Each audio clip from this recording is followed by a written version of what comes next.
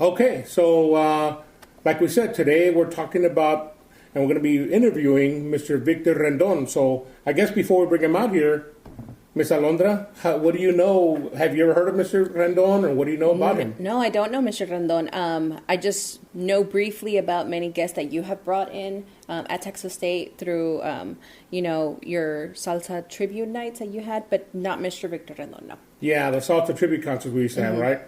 We haven't had one of those in a while, and actually, I've never brought Victor Rendon in. We've never brought him for a salsa tribute concert, even though we should. Yeah, because he's. Yeah, I mean, wait till you get to know him. He's the most humble person you'll ever meet, but an incredibly talented individual. But so we should bring him in, and we'll have to do that in the near future. But how we've brought him in before is one time Salsa del Rio, the Texas State Salsa group, we got selected to do a clinic at TMEA, Texas Music Educators Association, the convention that goes on in February every year. And we did a clinic on advanced percussion techniques for the salsa ensemble. So I want to say it was 2007, 2008, 2006. I'm throwing out a bunch of years because I don't remember, but somewhere around there, we did one on beginning techniques for the salsa ensemble, like how to play the basic conga pattern, which I'm sure you've learned that from me. You've seen me do that many a times. No,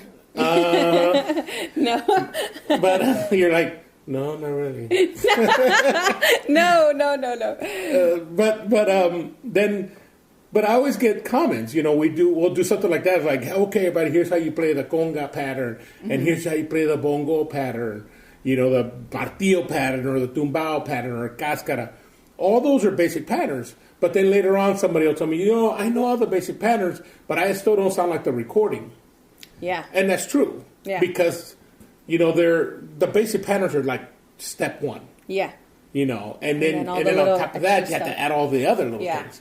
And so I decided to do that. And so when I was putting that clinic together, I asked Victor Rendon, who's he's a master. He's a master educator. So I asked him. So we flew him down from New York. He worked with the salsa group. We put the clinic together. Because we use this book, that Art of Playing the Timbal, and there's some good stuff in there.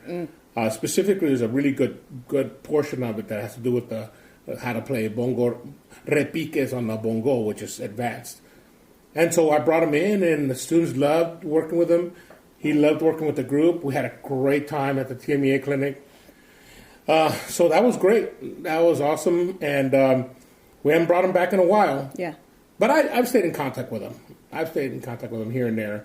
He's... I can't lose a contact like that. Once you know somebody like that, you want to stay in contact with them. Do you have anybody in your life once you make a contact with, like a musician, I don't want to lose that contact? other than me. Of course, other than you. No, I'm not that famous or well known yet.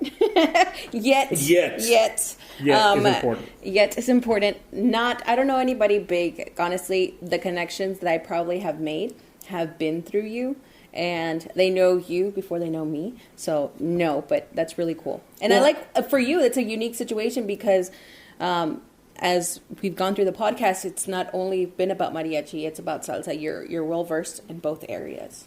Right. And we're going to get into a bunch of other stuff that I'm not well versed in, but I want to know.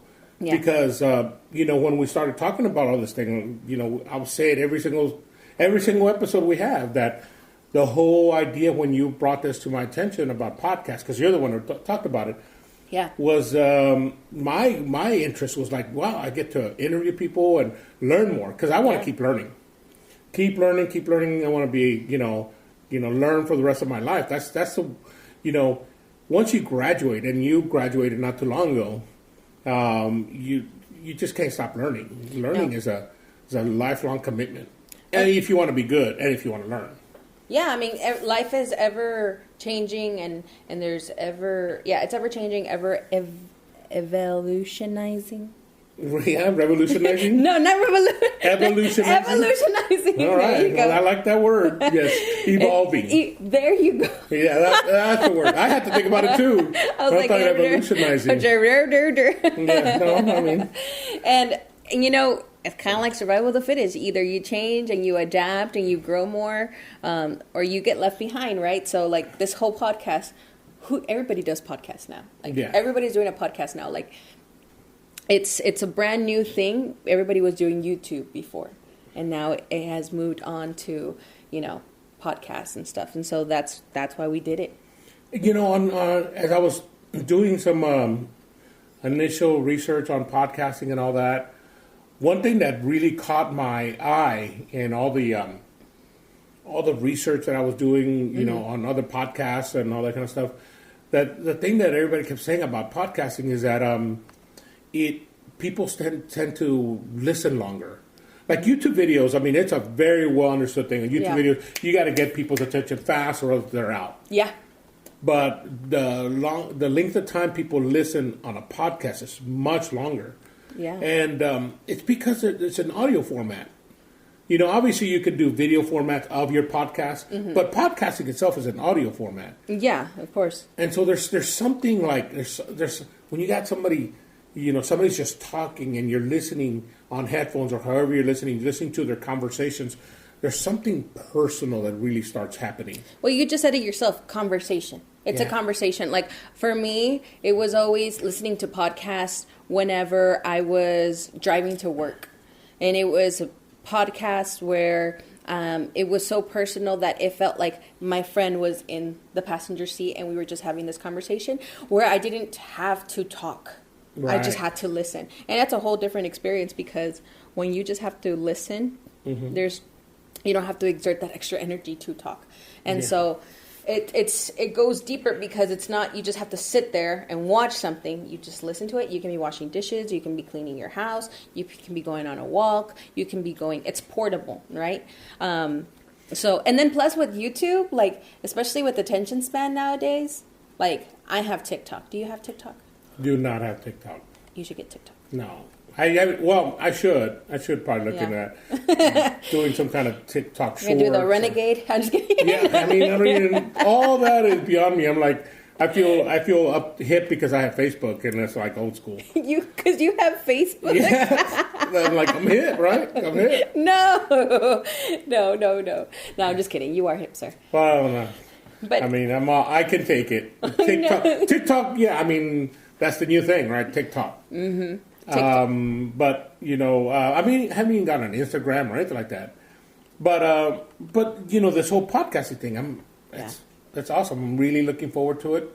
I think it's going to be cool. I think we're going to have great conversations. Not only these, like you and I, just talking about whatever, because the show's called Saboreando de Todo. Yeah. So we're going to be dipping our toe in lots of different things. Yeah. With the running theme of the Latino culture. Latino life culture.